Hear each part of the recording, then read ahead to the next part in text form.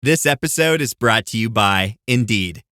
When your computer breaks, you don't wait for it to magically start working again. You fix the problem. So why wait to hire the people your company desperately needs? Use Indeed's sponsored jobs to hire top talent fast.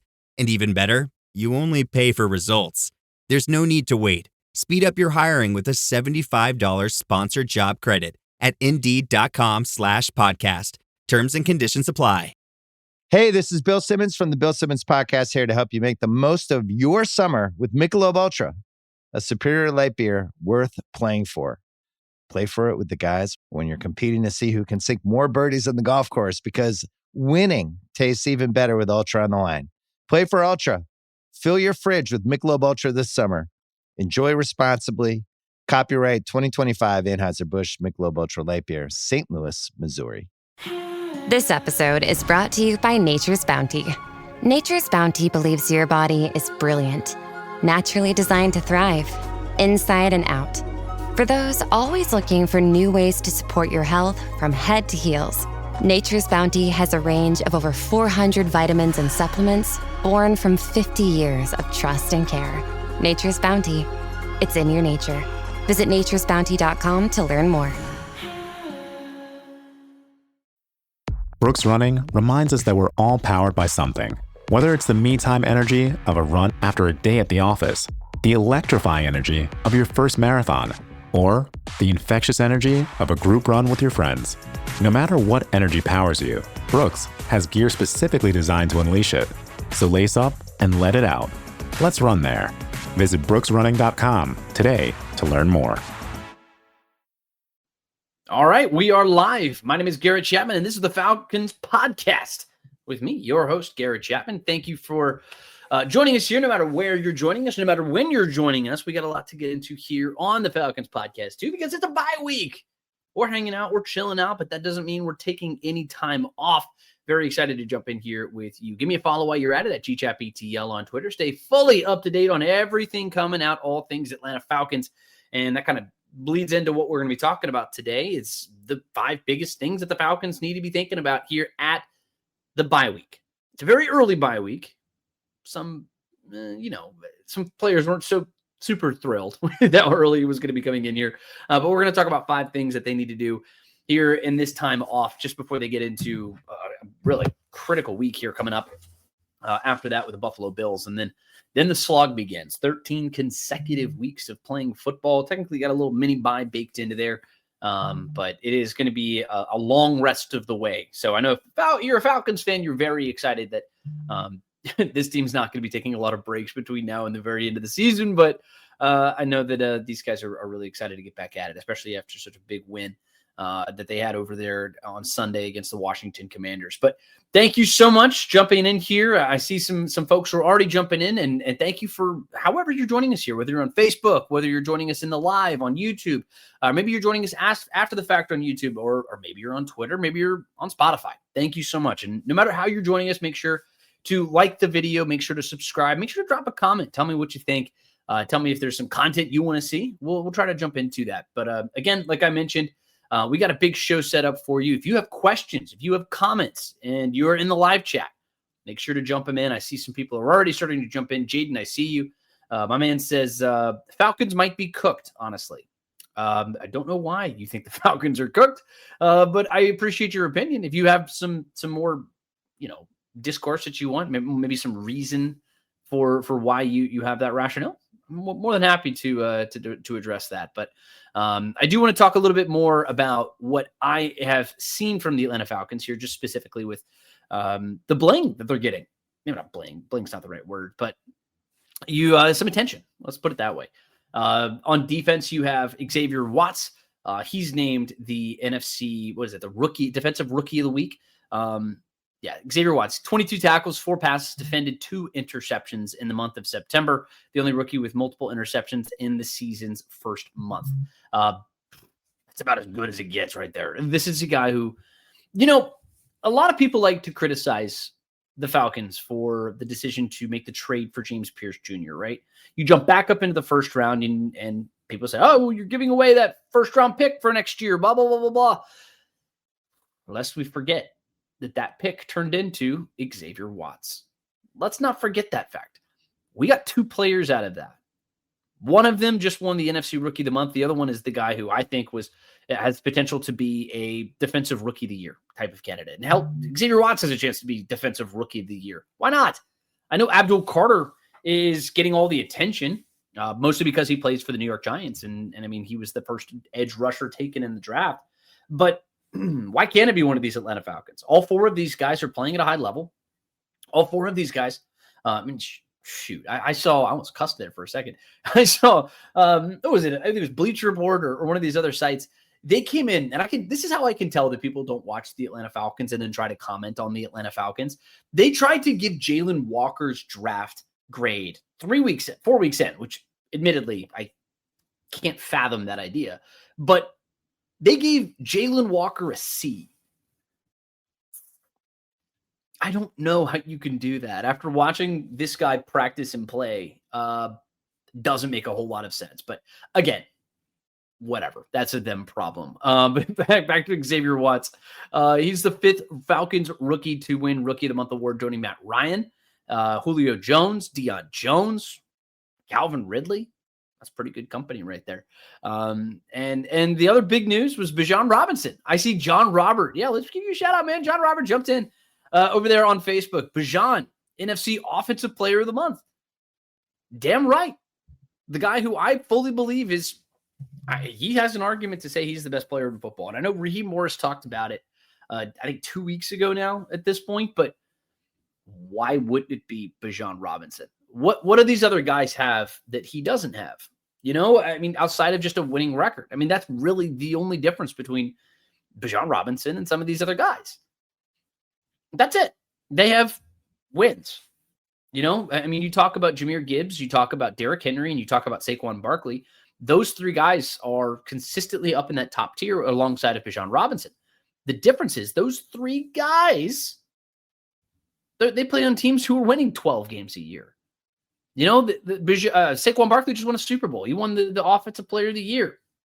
I mean, why can't Bijan Robinson get into that? Because since he was drafted in 2023, he's been more prolific. He's had more 100-yard games than any of those guys. Comfortably so. Comfortably. He's got 4 or 5 more than Saquon Barkley, who's number 2. I mean, there's no reason why Bijan Robinson can't be considered one of the best players in the NFL. And this is the guy who, I mean, what was he, rated 61 in the NFL top 100, which admittedly I still think is absolutely asinine. I have nothing nice to say about the people who vote on that. I mean, I get it's the players. I get they're going to come out and they're going to want to put their people in, and it's just a popularity contest. And I think that's ultimately all it comes down to. I'm not all that impressed with where they have them. It's a little ridiculous to me. But ultimately, this is a spot where Bijan Robinson gets the attention that he rightfully deserves. And he is the Offensive Player of the Month. This is his first award, or first honor, I guess, first his award total. But he's the 3rd Falcons running back to earn the Offensive Player of the Month honor. Jamal Anderson did it in 1998, and Devonta Freeman did it in 2015. So it's been a good long while since the Falcons have had a guy who's gotten this. But the dude's got 584 yards from scrimmage. He's 5th with 314 yards rushing. He's 2nd among running backs with 270 yards receiving. He also has the 2 touchdowns, one of them rushing, one of them receiving, and really it should be a second one receiving as well. But that's neither here nor there. I mean, this is a guy who I know Mina Kimes went out and said, that this is a guy, Puka Nacua was actually the best offensive player. Nope. I'd say it's Bijan Robinson, because Puka Nacua, he gets all of his stuff down the field. That's great. He's a good player, and this isn't a knock on him whatsoever. Bijan Robinson does all of his work behind the line of scrimmage. Puka does not. And if I think that there's a running back who's on par with that, yardage wise, give it to the running back. I mean, that's just kind of how it goes. In my opinion, that's just kind of where I fall on it. But big congratulations to Bijan Robinson and to Xavier Watts. They get the awards today. And another reason to give them a shout out, because they've been 2 of the best players in the NFL, not just specifically at their position, but I mean, in general. Xavier Watts should be considered probably the front runner win Defensive Rookie of the Year in the NFC. So we'll go from there. But I see some people are starting to jump into the podcast, and big thank you to all of you for joining here, spending your Thursday night talking a little Falcons football with me. Very much enjoy that. Jaden, I see you got back. He said Bills, Colts, Niners, Patriots, Dolphins. Yeah, I mean, it's the NFL. It's a difficult schedule. They were always going to have a difficult schedule. And I realize I talk very quickly. I'm going to try to slow down there. Jaden, Bills, Colts, Niners, Patriots, Dolphins. I see 5 teams, 5 difficult teams, 5 good teams. I see several teams that I think the Falcons are just as good as. I mean, are the Colts that much better than the Falcons? I don't think so. They got a good start. You know who else had a good start last year? The New Orleans Saints. That doesn't mean anything to me. Daniel Jones is still their quarterback. They have a really talented running back in that backfield, man. I'll tell you that much. And we'll get into when we get into some of my bye week thoughts. We'll get into some more stuff on that, on what I think about rushing attacks and the way that the Falcons need to kind of get their act together. I mean, Niners are banged up. They might be healthy by that point. Bills, you get them at home coming off of the bye. In fact, most of these teams you're going to be getting at home. The Dolphins, they're going to cook the Dolphins. If you lose to the Dolphins, I think that's a pretty bad shape. They might have a new head coach by the time you face them there. So TBD on all that stuff. And it's a week-by-week league. It really is. And if the Falcons come out and play like they did on Sunday or 2 weeks before, then I'd say that they have a pretty good shot of winning those. So Jaden, thank you. I appreciate the feedback there. But I think on a week-by-week basis, I think we have plenty to go over here for this Falcons team. Rusty Moore, he comes in and says, I'm a diehard Falcons fan, but we ain't beating Buffalo. We let Mariota bum-ass score 27. What do you think about Josh Allen is about to do to us? It's going to be a difficult game. Let's put it that way. The Bills are going to be, I don't know what the line is right now. I wouldn't be surprised if it's somewhere in the range of Bills -4 or something, -3.5 or something. Because you also have to bake in the fact that the Falcons are going to be playing at home, but Falcons are coming off a bye week, and that means something in the NFL. I mean, these are guys who are going to come in, they're going to be rested, they're going to have a full extra week to game plan. Yeah, I mean, anything can happen in the NFL. You also could have said the Falcons had no chance of beating the Eagles last year. They did. You said the Falcons had no chance of beating, let's say, the Washington Commanders with a rookie quarterback making his second start. You lose that game, but you lose it in overtime. To say that there's no chance is silly, in my opinion. They absolutely have a chance. I'd say the Bills are going to be favored, and rightfully so. They're one of the best teams in the NFL. It's also the NFL. These guys, the difference between the very best and the very worst is not as much as you might think. And that's just the reality of this league. The parity in this league is pretty stark. And coming off of the bye week and playing at home, I think is going to mean something. Just it remains to be seen what it's actually going to mean. Come on through. Michael Baxter says, good evening, Garrett. Good evening, Michael. It's always great to see you, my friend. Always a good time to welcome you into the podcast, and everybody else. Thank you for joining us here. Rusty Moore Jr., Walker ain't done-ish. AC is actually generous. No, I completely and totally disagree. Jalen Walker's impact is felt beyond a box score. It's not about sacks. It's not about getting in there and getting tackles necessarily. It's him blowing up plays. It's him getting speed rushes. It's him getting into the backfield, causing some havoc and doing some things like that. He's done that. He's been good. A C, it's also way too early to give a grade. I think that was ultimately my biggest point here, Rusty. It's not that it's even that it's a C. It's the fact that you're giving a grade 4 games into a season. And I think it's tough. And I could tell that the guy had not watched enough Falcons games because of the description he gave for it. I don't think he's watched enough Falcons games to have an opinion on the matter. You know? We're going to keep on going through. 1 sack, woohoo. Again, like I said, it's not about the sacks. It's not about the stats. It's about showing progress and being effective. And he's blown up a lot of plays. And I've gone back and watched these games several times. And his impact is felt beyond a box score. Let's just be very clear about that, Rusty. He's a good player. He's a really good player. He's a very smart player. He's a very physical player. And that's a lot of those traits are going to come on throughout his career, right? These are things that he's still adjusting to the NFL. But you see the traits, you see the physicality, you see the headspace that he's in. It's very clear when you actually watch him play, right? And you dig into some of this tape and rewatch a lot of it. He's very effective. He's very, very effective. And the All-22 says that. Justin Boyd comes through, says, where's Mr. Green from the Panthers week that he was talking all that smack? Said they were going to beat New England and we'd get smashed by Washington. I know that I don't remember the guy's name. Yeah, but he's dropped in here. He was in here on Tuesday, and he was a little bit perplexed here. He said he gave the Falcons their due. He gave the Falcons their credit. I gave him a shout out. I do remember that, Justin. But no, the Falcons absolutely did not get bushwhacked by the Washington Commanders. The Falcons, I'd say, they had their way with the Commanders for much of that game, and I would say, if it hadn't been for a handful of explosive plays, which we'll talk about here in a little bit when we get to my bye week thoughts, the Falcons probably win this game going away. But again, every little play matters. Every single one of those plays matter. And we'll get into that here in just a little bit. Turner the Burner. Oh, yeah, Justin Boyd. Turner got robbed of MVP back, what was that, 2008 or so? Whatever it was.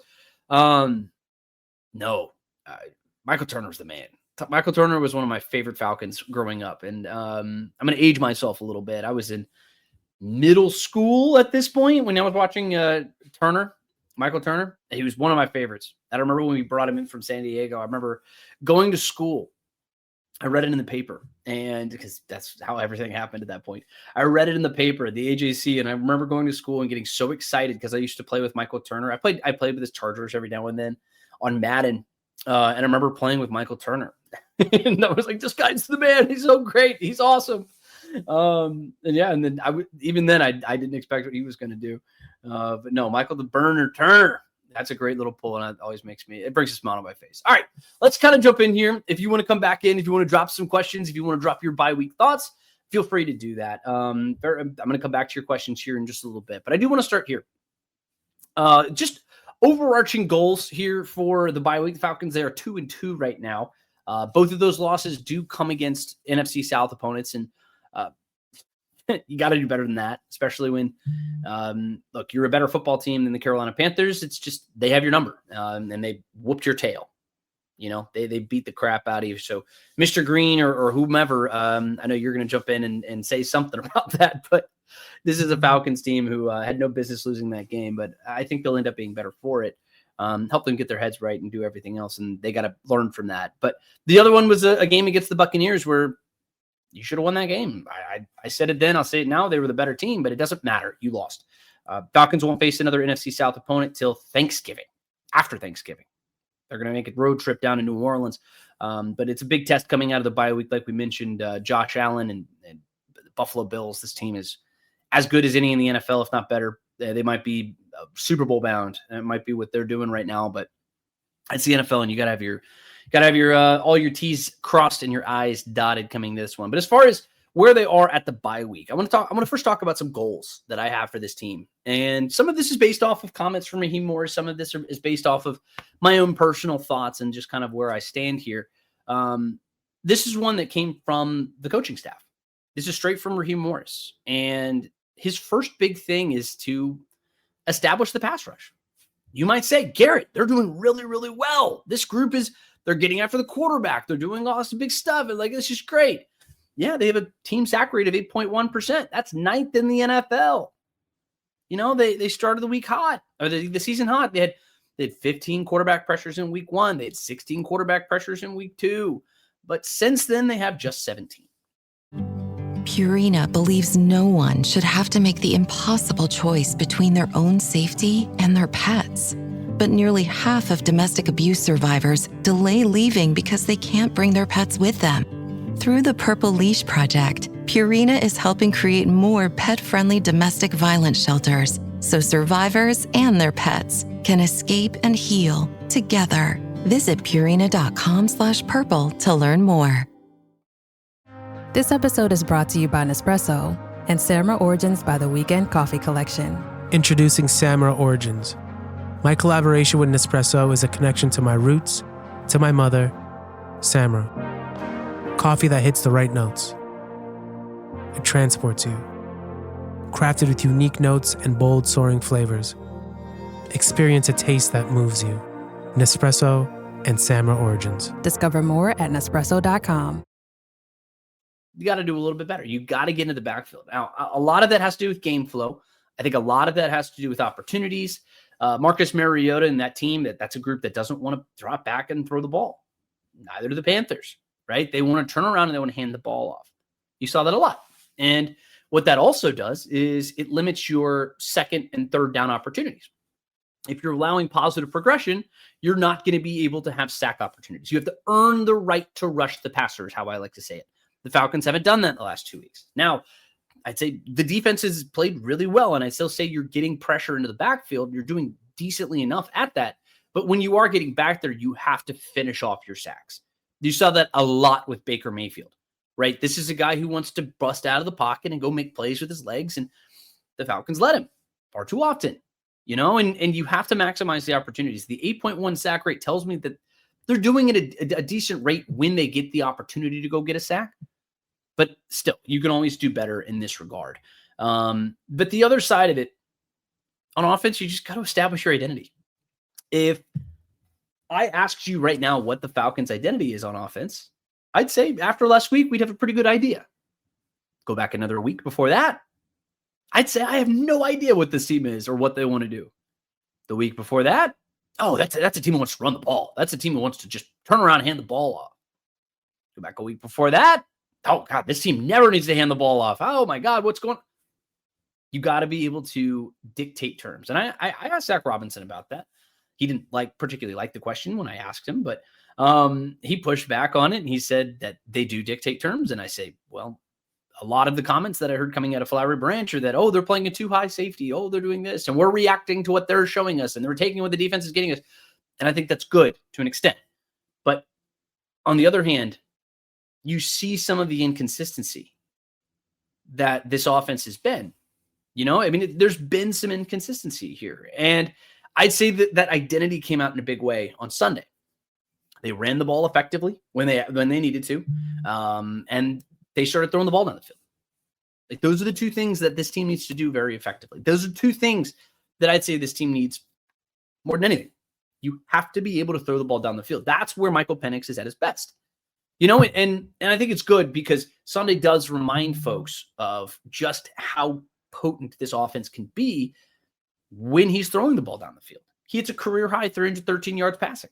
He has the pair of touchdown passes. He gets Kyle Pitts involved. He's going back to Drake London, feeding his number one. And that was some of the potential that we saw from him last season, week 16 to 18. Right now, he's just got to learn to do it consistently. And that actually gets into me into my second point. It's the fact that consistency is the number one thing that this team needs, more than any one thing, right? I talked about how the offense was this and that and hot and cold or whatever. That's what Matthew Bergeron talked about. We asked him about that on Monday, and he basically said that was their number one goal throughout the course of the season. And that's what separates the good teams from the great teams. Hell, it separates the bad teams from the good teams. Being able to come out and do your job consistently and go put winning performances together, convert on your field goal attempts, make your blocks, make your tackles, finish sacks. NFL games often come down to just a handful of plays. And the Falcons, for the early parts of the season, sometimes you've done really good at that. Sometimes you haven't. They know that. They recognize that fact. And I'd say that was a theme on Monday when we talked to the coaches and the players and everybody else. They need to do it consistently. Third big thing is, where does this team stand health-wise? Of course, Caleb McGarry, that was the biggest news. He's gone for the season. But the other big news that came out that same day was that Storm Norton was going to be on the shelf. Now, by the time the Falcons come back and are playing a football game, there is a chance that he could be designated to return. I don't think that he's going to be your guy, just my opinion. I don't think he's going to be the guy coming out and potentially replacing Elijah Wilkinson when the Buffalo Bills come to town. I just don't think that's where you stand. And Elijah Wilkinson hasn't done anything enough to lose his job. I'd actually say Elijah Wilkinson's played really stinking well. He had a couple of iffy moments there against the Buccaneers, but largely he's played at a high level. And he's rightfully drawn a lot of praise. And I think the number one praise that you can give an offensive lineman or just an offensive line in general is just not talking about it. You haven't had to talk about this Falcons offensive line, and that's playing with Ryan Newsel, who, by PFF standards, put all the stock in that as you will, he's a top 10 center. Credit to Dwayne Ledford. Jordan Ledford's done a hell of a job. But is there going to be a right tackle competition between Storm Norton and Elijah Wilkinson? I'd say there's a decent chance that happens, but Raheem Morris didn't give me a firm answer. That also tells me that Storm may not be as close to coming back as we might think. And I know that they've got a couple of weeks still. If they want to keep him on the shelf, then he can stay there. There's no reason to force him or rush him back. You got a guy who's playing at a really high level. But on that same kind of tone, Taquan Graham, TQ, he's in that same category of a guy who can be designated to return coming into the game against Buffalo. I'd say TQ actually, I would say, has a better shot of potentially getting into that, just depending on his health. We haven't heard any updates. I mean, we asked Ricky Morris about all these updates, and he said basically they scheduled their health meetings and everything else for after they do press. So naturally, we're not going to get any updates on it. But as far as TQ is concerned, he would be one of two defensive linemen who are listed at over 300 pounds. Falcons are light in the shorts, man. This is not a really heavy team, just specifically on this defensive line. His physical presence, literally just his body being there, could help elevate the interior of the defensive line. Troy Anderson, he's another person who's on the PUP reserve list. He could be eligible, but another one of those players similar to what Storm Norton is. There's no reason to rush him back. Divine Diablo, he's playing at an elite level, like among the very best in the NFL right now. Raheem Morris compared to Fred Warner, a guy who's 4 All-Pros. That's what he compared Divine Diablo to. Now, I don't think Divine's going to get that level of love from the national folks, at least not yet. Similar to what I said about Bijan Robinson, the Falcons have to win. And if you're not going to win, you're not going to get that kind of attention on a personal level. But it has done. I'd say Divine Diablo has been one of the centerpieces of this defense. He's a bedrock, cornerstone type of player. And his continued development has been a reason why this Falcons team is where it is defensively. You're talking about a team who's top 10 at 14th or something in points per game, and they're second in total defense. They're second in pass defense. I mean, this is a really good unit, and a lot of that has to do with Divine Diablo and his abilities in the middle of the field. But Troy Anderson's also somebody in at least in special teams who can come back and add something. But who are you going to waive as a result?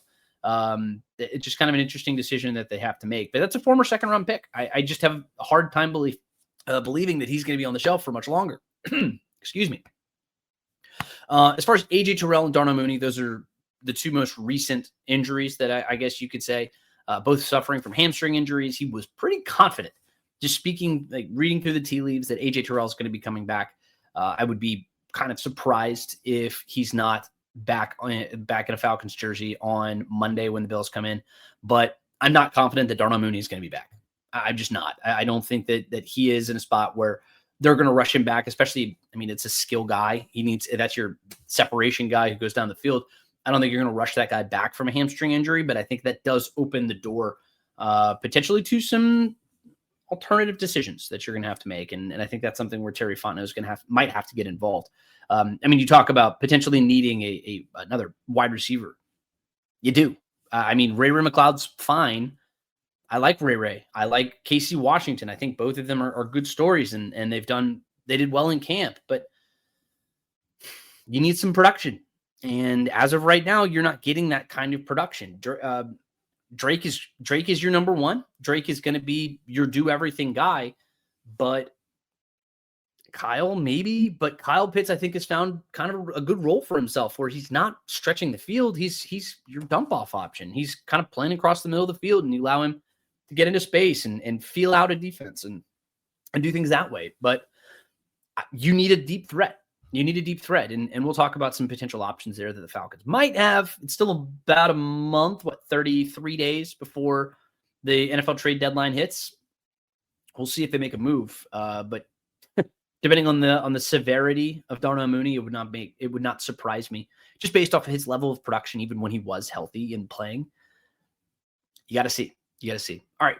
Another thing that I have, number 4, I believe, it's solidifying the run defense.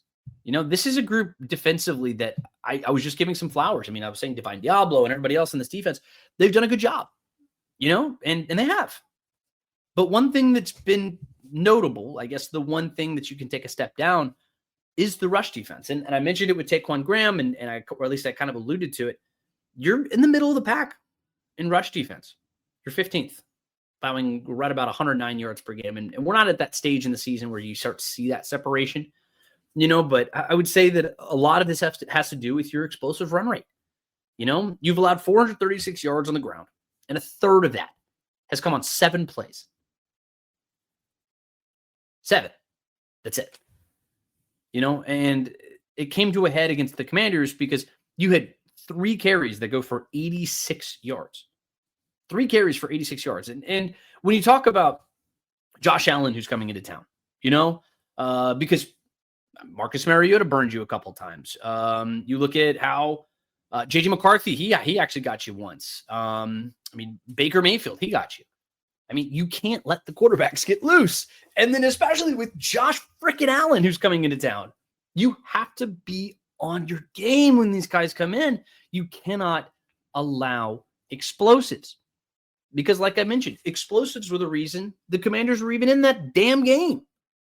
What do they rush for? 125 yards or something? 86 of that coming on 3 freaking carries? You have to be gap sound. Especially when you have a guy like Josh Allen and James Cook. Don't forget this guy. We were giving the flowers to Bijan Robinson, and rightfully so. James Cook's got 400 yards rushing. He's got 5 rushing touchdowns. And I know if you have him in fantasy football, you're over the moon about it. You're thrilled. Falcons have to be ready for this guy. This is a really potent offense. And the thing is, if you let them run the ball, they'll just run it down your throat. That's all they really want to do, and then if you get Josh Allen going, yikes. Falcons have to be on their game. The Falcons have to give themselves an opportunity. And the Falcons aren't going to be able to do that if they're letting opposition run all over you, especially a group with this many toys, this many weapons. But you got to figure that out. All right. The last big thing, and this is not necessarily the sexiest thing, but it's something that's hitting across the league, and it's something that a lot of people need to keep an eye on. And it's something that's unique specifically to this year. It's the kickoff rule, and I'd say the kickoff rule in generally speaking, just the average starting position that the Falcons have had this year hasn't really been on their side.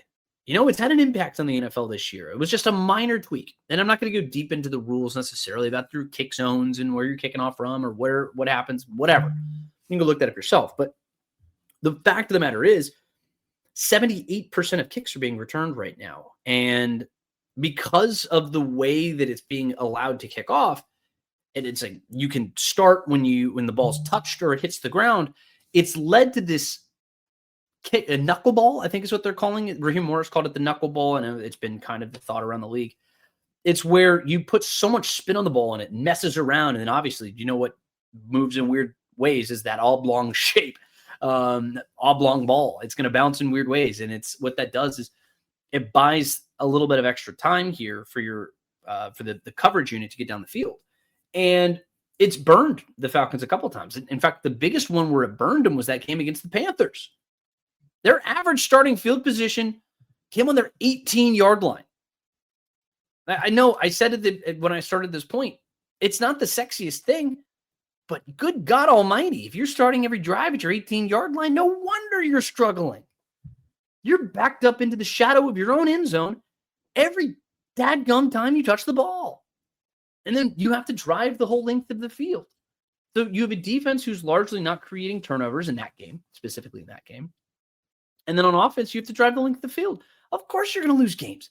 Of course you're not going to have a lot of success in that one. And then what it also does is if you have a 3 and out, heaven forbid, you pump the ball back and they get great starting field position in their own right.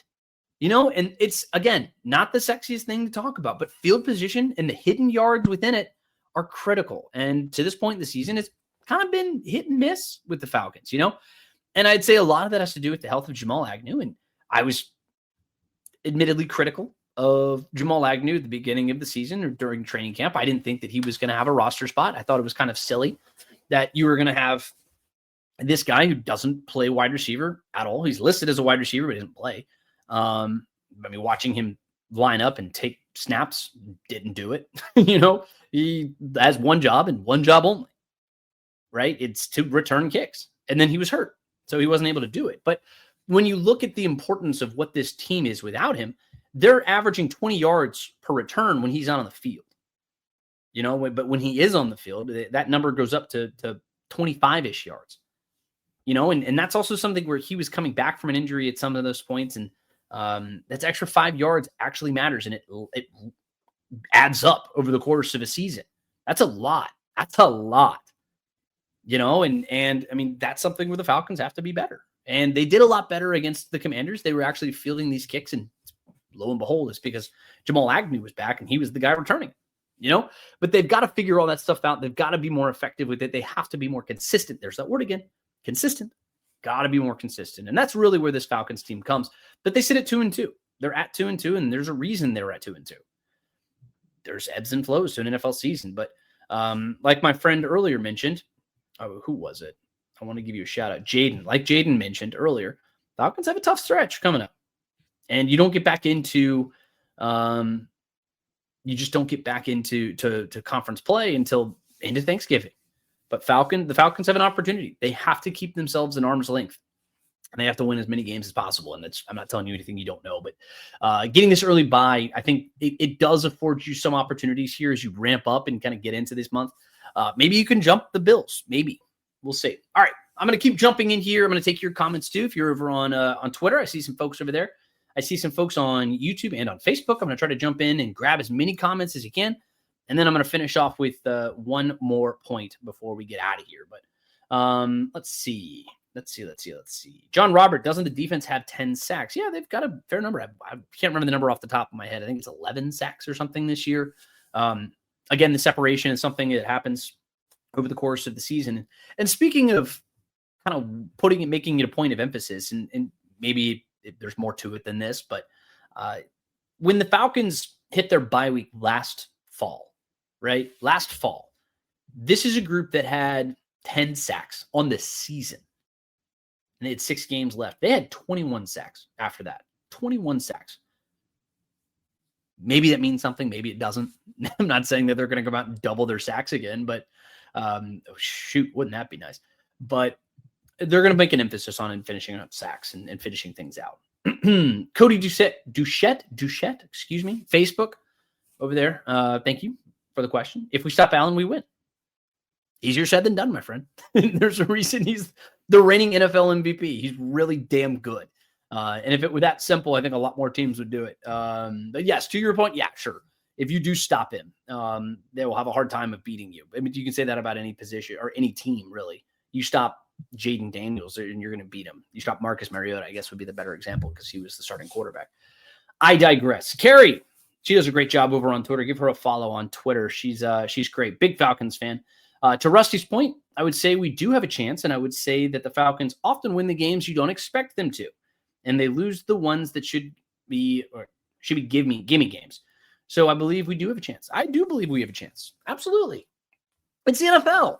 You have a chance in every single damn game you play. You also have a chance to lose every game you play, Carrie. I mean, this is one of those things. That's why the Falcons lost they lost the Saints last year.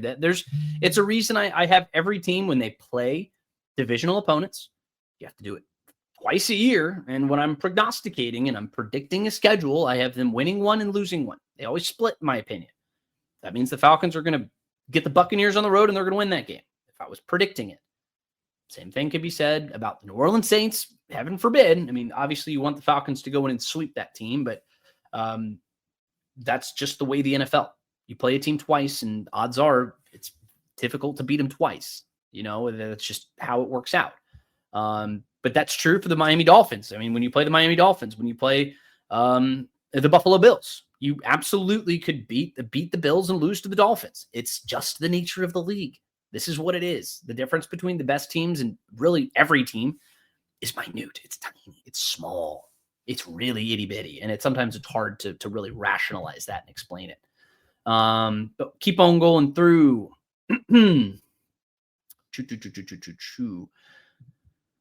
Bills have 2 coming back from suspension. Maybe. I don't know. I'm not fully up to date on them yet. I haven't started my scouting report, John Robert. But make sure to tune in on Tuesday. I'm going to have some more on that, especially on Thursday. We're going to dig in. So 1 week from today, make sure to set your reminder. Every single Tuesday and Thursday, we do this podcast. John Robert, thank you for the comment. I'll go check that out. I'm not fully up to date on everything with them yet. I will be next week, and that's when I'm going to be fully ready to go. Justin Boyd over on YouTube says, we get Terrell back. I'm confident that they will. I'm confident because it was to the point where Raheem Morris, I asked him the question. I asked him, what's the status of AJ Terrell? How's he doing? He actually jumped back in because I asked him about Darnell Mooney in the same question. He came back around and he said, actually, I want to say I'm confident that we get AJ Terrell. That tells me AJ Terrell is probably going to be lining up and taking snaps on Monday. Kerry comes back, says, Walker has been great in run defense. You have to use your eyes to see the difference he is making, giving him a C to me. C to me means that they just looked at the stats and didn't actually watch Falcons games. Yes, exactly right, Kerry. That was my exact point. He's a tremendous run defender. He's fantastic in run defense. And it's something that you got to watch the damn games. You got to watch the football games. And if anybody's sitting there box score surfing, it's not the way that you need to be evaluating rookies, especially rookies. Anybody, really. I mean, you could see the impact that different players have on their team, and it's not always showing up at a box score. It's just the way it is, And whoever that Bleacher Report writer was, I don't trust their opinion because clearly they weren't watching Jalen Walker. Keep on rolling through. Justin Boyd says, facts, stats ain't everything. You are exactly right. Stats are not everything. To quote Raheem Morris, he says, stats are for losers. I say that at my own risk. Cody Duchette says, Walker equals Hall of Fame. Slow your roll, my man. From your mouth to God's ear. And hopefully he does that entire Hall of Fame career here at Atlanta. So I would like to think that, but long way to go. Probably another 15 years before we can even start breathing that kind of conversation. At least a decade, right? Let's give it a little bit of time. I'm excited about Jalen Walker. I'm as excited as a lot of people are, but let's just hope he has a really good season this year, and we'll go from there. Keep on rolling through. Come on. Eddie Edwards says, if the Falcons win over the Bills, they can go on a 5-game run. Sure. I'd say the Falcons have as good a shot to do that as anybody. I mean, this is a team who it's young, admittedly. And even when I say they're young, it's not really a young team. It's just that it's a mixture of old and young players. I was talking to Taryn, with the Falcons. She's at Falcons.com. She's with the digital side. And she made a great point, and she was reading something, and it was, I think it was Axios, I want to say. And we were just up at Flowery Branch, and she said that this is actually one of the oldest teams in the NFL. They have some of the most 30-something-year-old players across the league, which everyone talks about this team being super young. And it's mostly because this team has several young contributors that you're leaning on, but they're also scattered beyond it, like David Onyematis, Leonard Floyd, Kirk Cousins. Yes, he still matters. You have lots of guys like that. And until and then you're going to see some of these younger guys kind of factor up. But the point of what I'm saying is when you have a younger team, this is why I said consistency was so important. You have the ebbs and flows, and you ride the wave of a young player. It's why you have to be willing to accept the mistakes of a young quarterback and not put too much on him and give him too much grief for making mistakes. And you're going to have the ebbs and flows from quarter to quarter, not even just game to game. Right. And so, yeah, I think they can absolutely go on a 5-week run. And I think that this team coming off of week 2, they're feeling themselves. So until they start building some of that consistency, I think they're capable of doing that. I'm not going to predict them to do that because I think that there's just too much this right now. Now, if you can get this, we might be talking a little bit differently. Because that's what the great teams do. That's what the Vikings did last year. That's what the Lions did last year. That's what the Philadelphia Eagles did last year. A lot of this. They weren't at their best early in the season. They got better as the season went along. And I would say that the Philadelphia Eagles, the team that played the Falcons in week 2, would have gotten bull rushed by that Eagles team that finished the season. That's how it should be. Falcons aren't there yet. I think they can potentially get there. We'll see. They have to prove it. So to answer your question, yes, theoretically, they are capable of doing it because you're getting more into the underbelly potentially of your season after you get through these next couple of weeks. There's a chance. You just got to do it consistently. And until they prove that, welcome to the NFL. It's tough. Carrie over there on YouTube. Hi, Garrett. I was commenting on Twitter. Did the comments come through on here? Hello, Carrie. Yes, they come through both ways. I was just kind of rolling through something, and I wasn't looking at the comments. So, Carrie, welcome on YouTube. Thank you so much. I really appreciate you. Michael Ronquillo, he comes through. He says, "Give me a red and black heart, my man. Always great to see you, my man." Stephen B says, "Do people realize the idea of Pitts playing on a 1-year contract is silly talk?" It is and it isn't. I mean, I don't think he's going to sign a 1-year contract, but Falcons damn well could franchise tag him. We talked about that on Tuesday. I said, this version of Kyle Pitts is the best version of Kyle Pitts that we've seen since his rookie year. And I don't think we're getting back to that rookie year. Like the 1,000-yard season, I think is great. I hope that he can get back to it. I'm not going to hold my breath, but he's making an impact. And I think he's doing a really good job. When over half of your receptions are going for first downs, that's good. And I'm going to maintain that. Even if you give me 800 yards, if you give me 700 yards, something like that. If I told you, I mean, hell, we talked about it before the season, like what statistical types of seasons these guys would want to have, going back to stats now, but we're talking about stats right when I told you stats were for losers. But when I told you that this is a guy who, if he's giving you 800 yards, you'd have taken that every single year, every single time. Can he do it? See, but as far as his 1-year contract, no, he's not going to sign a 1-year contract unless it's somewhere else. If that's all he gets, if he goes out on the market and that's all he gets, it's not going to be all he gets. He has way too much potential, and the tangible traits that he has are more than enough to generate some interest from folks. So I'd say that no, he's not going to sign a 1-year contract. I don't think that that's what's going to happen. If he stays here in Atlanta, I anticipate a franchise tag. That's just kind of where I stand on it. And at that point, it's not really up to you. Just the nature of the NFL. All right, Miss Kiera Possible on YouTube.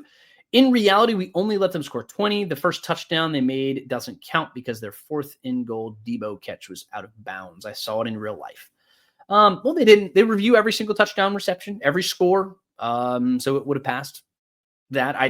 I saw it in real life too. I didn't see out of bounds play. And look, if I'm wrong, I'm wrong. Hit me up on Twitter. Send it to me. Just at me at GChapATL and show me. But Kiara, I appreciate the comment. Yeah, I mean it's 20 points, and then if you want to say they gave up the 3 at the very end so that they could attempt the onside kick, fine, whatever. But really, I go back to the point that you were allowing too many explosive runs, and if you don't allow those explosive runs, I'd say that you dominate them in that game. But you did, and that's a reality that you have to accept and live with. Thank you for the comment, Kiera. Keith Robbins, when did this podcast start? I always need more Falcons talk. It started right at the beginning of August. So right there with training camp. That's when I kind of dove in. And that's actually when I started with Falcons on SI. And Scott said, I have a podcast. And I said, let me at it. And I just wanted to jump in and talk, because I still do my stuff over there at Sports Radio 92.9 The Game. And I just like talking Falcons, and it's a joy. And this is it's a pleasure. So I get to jump on and do a podcast with you guys every single Tuesday and Thursday at 6:00. Last week we did one on Friday, and that was kind of fun. I might consider doing something like that. Hell, I might consider doing one on Sunday. Depends. I mean, if we keep getting folks and jumping in here and having a great show, and maybe we can. Maybe we can do pregame thoughts. We'll see. Thank you, Keith. But I appreciate you jumping in over there on Facebook. Keep on going through. Michael Ronquillo says, run the rock with Bijan Robinson. Yeah. I think that'd be wonderful. I mean, there's a reason he's your offensive player of the week or player of the month. Guy's damn good. He's damn good. And that's why he's number 1 in the NFL in terms of scrimmage yards. Yeah, give that guy the rock. I had a discussion with somebody on Twitter who said it was silly that he was getting the ball too much. I don't have any idea how you could be giving Bijan Robinson the ball too much. Now I understand not wanting to bury the guy, not wanting to overwork him to the point where you're risking injury or he wears out by the end of the season and whatever. That's why you have a guy like Tyler Algier. Tyler Algier is at his best when this team is playing with a lead and you can turn around, hand it off, and he just bulldozes people. Kind of what we saw against the Washington Commanders. Big news. Sephora is now on Uber Eats. So if you find yourself facing a beauty emergency, like needing a last-minute gift, or you're just out of your favorite mascara, again, don't panic. We got you. Order now and get $10 off on Sephora orders of $50 or more on the Uber Eats app. Order now. Offer ends October 30th. One order per customer. Additional terms apply. See app for availability. Delivery fees may apply. Jif peanut butter. It's that jiffing good, it doesn't really need advertising. So instead, enjoy the calming sounds of the ocean. Jif. Ooh, it's that jiffing good. Get your Jif at Jif.com. Keith Robbins says, I think 6 o'clock. That's when we start every single Tuesday and Thursday at 6 o'clock. Stephen B says, not a journalist's job to make Zach feel happy. No, yeah, we're coming back through. Yeah, because that's when I was talking about Zach Robinson. So I see where I am kind of in the comments. It's just one of the weird things about when I'm not looking at the comments. I'm not actively looking at them when I'm on my spiel because I don't want to get too distracted. But no, it is not my job to make Zach Robinson happy or comfortable or whatever. It's my job to ask questions. And I asked him about basically the offense being predictable. And he's not going to get that question next week because the offense looked pretty damn good against the Washington Commanders. And they kind of got back to some of that. They just need to get to that level of consistency. And I might ask him about that.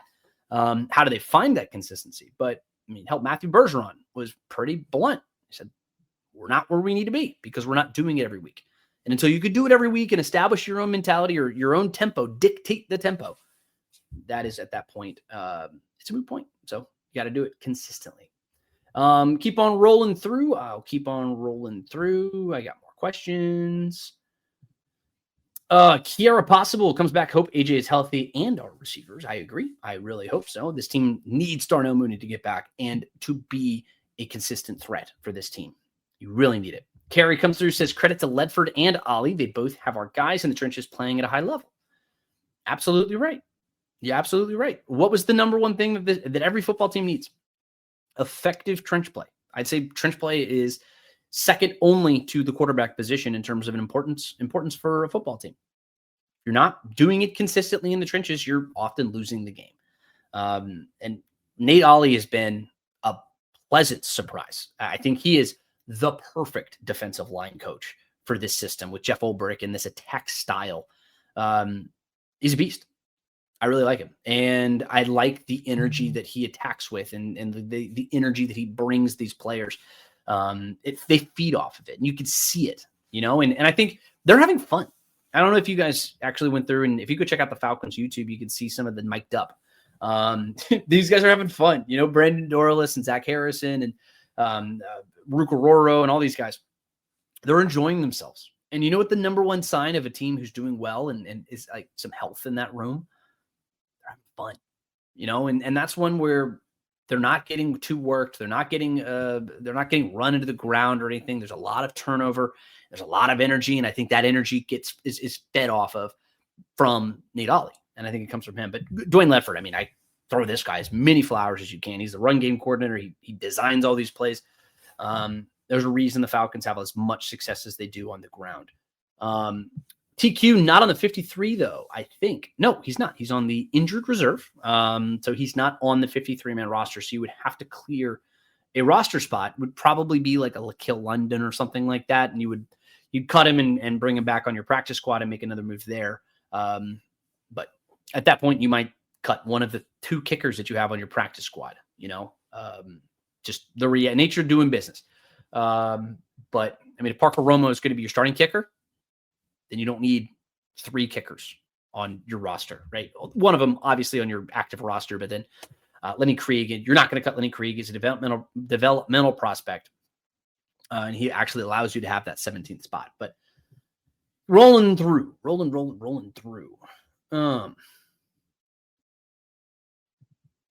Stephen B comes through, says Detroit was great during the regular season in 2024. Washington didn't care what they were in the regular season. But that was a Detroit team who I'd say my point with that is that they consistently were good. That was my point. Didn't matter who got hurt in the regular season and everything else. They just kept rolling, right? They had the number 1 seed. They took down the Vikings in that incredible Week 18 showdown. One of the most exciting regular season games that I can remember is that Vikings Lions game from last year. Awesome.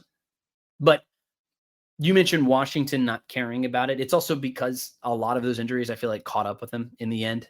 They just were not healthy on defense. I mean, they lost, 4, 5, 6 starters or something at that point. And it's not an excuse. You win with the guys you have. And if you don't win, you don't win.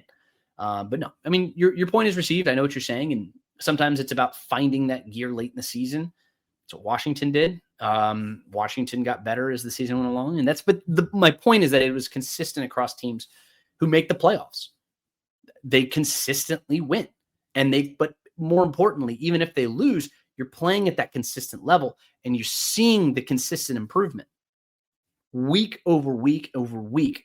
I mean, Raheem Morris called like embracing the suck. No. That was Dan Quinn. Excuse me. Embrace the suck that was Dan Quinn. I just did a Quinnism. Excuse me for that. But no, he said, what was it? I wrote it down somewhere. It doesn't matter. It doesn't matter. The whole point is you have to embrace the mundane. No, embrace the mundane. That's what he said. Another very similar to what Dan Quinn was. But it's a very Quinn-like ism, I guess you could say. But no, it's just finding your way down throughout the course of the season and getting that steady week over week improvement. That's just what they got to do. That's what they have to continue doing. Keith Robbins says, is it me or does Alfred just seem lost most of the time? I think D. Alfred gets more hate, mostly unnecessary hate, than anybody on this Falcons roster. And I sometimes get it. Most of the time I don't. He got burned a couple times by Deebo Samuel. He did. Deebo Samuel is one of the best NFL wide receivers. He is. He got beat. And I also don't think that D. Alford had a lot of business covering Deebo in that game, but he got beat a couple times. But before that, I didn't hear a lot of criticism of D. Alford. It's because he was playing really freaking well. He gets a lot of hate. And most of it is unsubstantiated and unnecessary. But no, I disagree. He's not lost. He just got beat a couple of times. But AJ Terrell is going to be coming back, and Terrell, in a perfect world, is not coming off the field. So it's a moot point anyway. Oh, keep on. Troy Green says, so how live are we? We're very live, 100% live. I love doing live. I do live radio all the time. It's just enjoyable. We're having fun. 1 hour delay. Keep on going through. All right. Keep on coming through. Okay. Last big thing here for the show, and then I might take a couple more comments there at the end. It's the fact that the Falcons are in a spot where they are in need of a wide receiver. See, this is why I get distracted by comments. That's why I got to put the comments away. Michael Ronquillo says, Garrett Chapman, which is the second hardest position to play behind quarterback in the NFL? It's corner. Michael Ronquillo. I'll say cornerback is the second most difficult position to play in the NFL.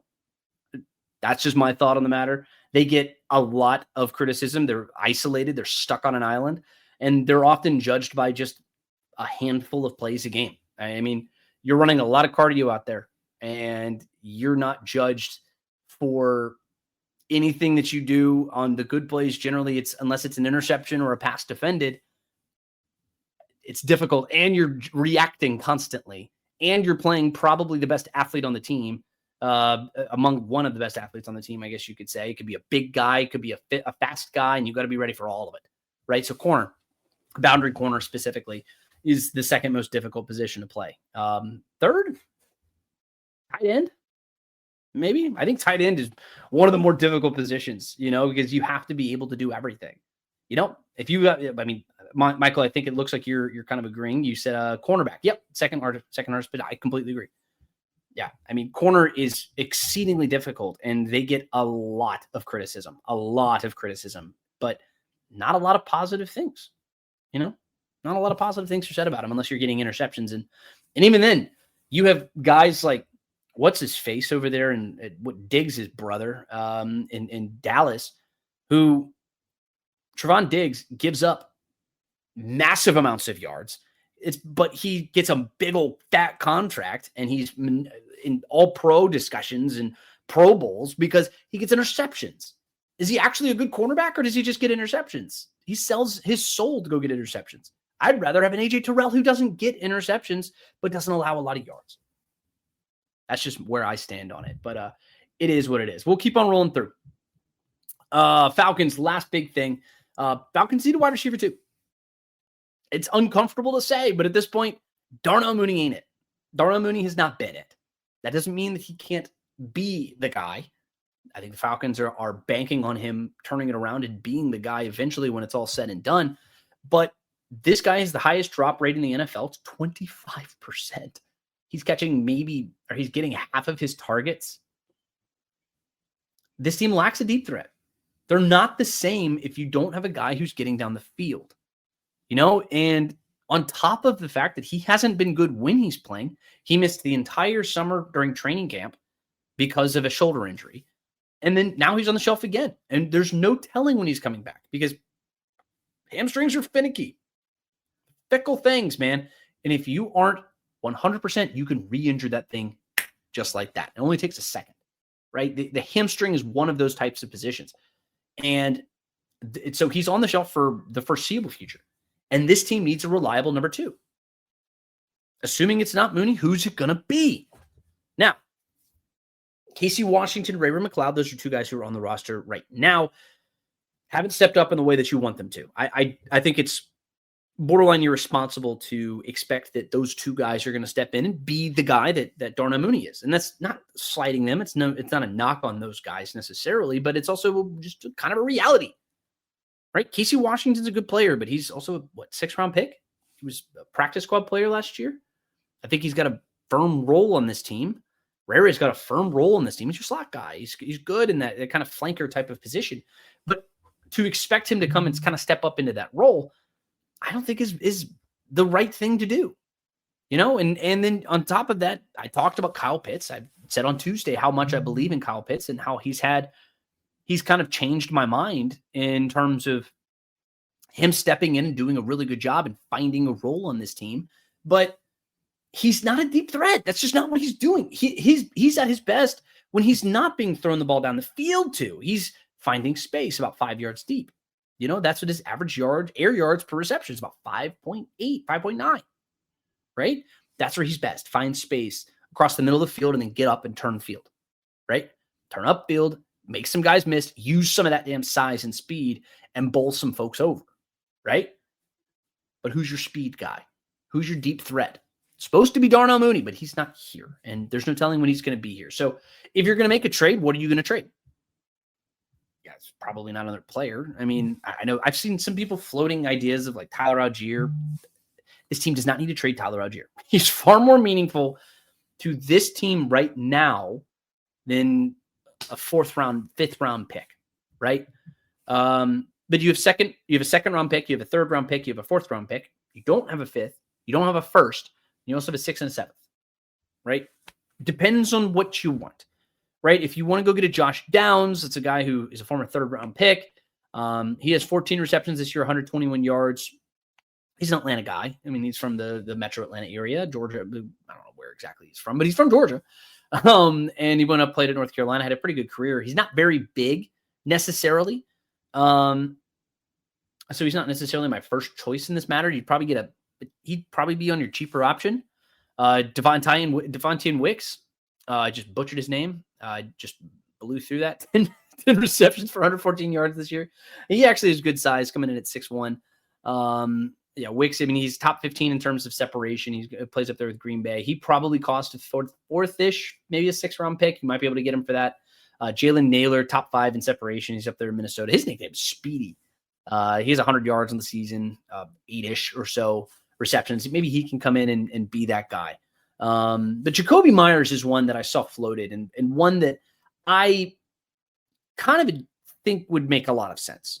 He's 28 years old. He's in the final year of his contract. He's set to make $10 million. So I think you'd have to kind of move some money around to make that work. But you talk about a guy who I think makes a lot of sense as a number 2.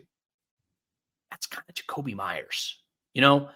33 targets this year, 21 catches, 258 yards. He's already asked for a trade. He's already asked out. But you slot him into this team. that makes sense. And how much is it really going to cost you? I'd say he's in the last year of his deal, maybe at most a third-round pick. I don't think I want to give up a third-round pick necessarily. Maybe a fourth. That might be enough. I mean, hell, it's his contract year, and if you delay it any longer, you might be able to get him for a sixth. But we'll see. If things go south over there in Las Vegas, you never know. He might start causing a stink. But all I know for sure is that this Falcons team, they need a wide receiver too. Whether it's Darnell Mooney or somebody else, they have to figure that out. All right. I see some other folks had some other comments. I'm going to answer a few more questions and then we'll call it evening. So you guys can go enjoy your Thursday night. We got Thursday night football on our screen, so we got to get ready for that. Carrie over on Twitter comes through, says, I thought that D filled in well in the Vikings game. I don't think he allowed a single reception in that game. And in the Carolina game, I think he allowed one reception in that game. But again, played really well. Did have a bad game against Washington. Yes, he did.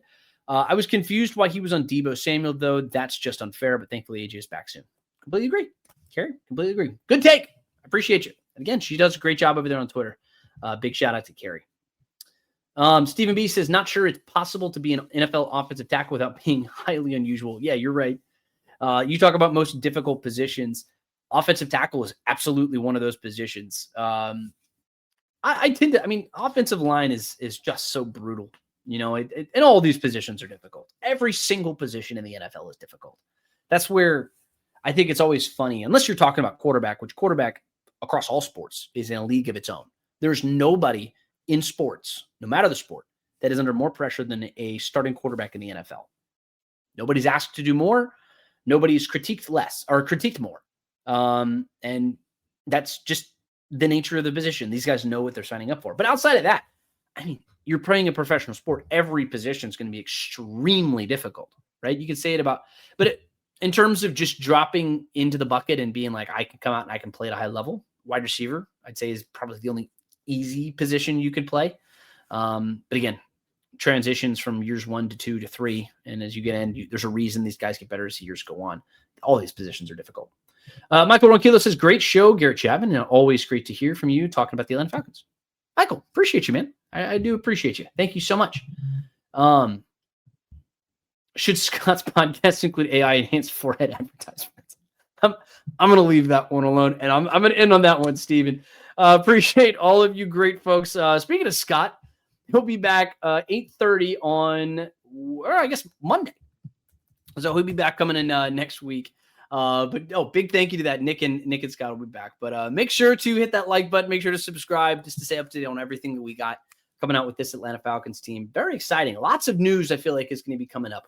But give me a follow at GChapATL over there on Twitter. That's the best way to stay up to date on everything. But you can just like and follow this podcast wherever you get your podcasts. Thank you so much for jumping in. My name is Garrett Chapman for Falcons on SI. Till we talk again soon.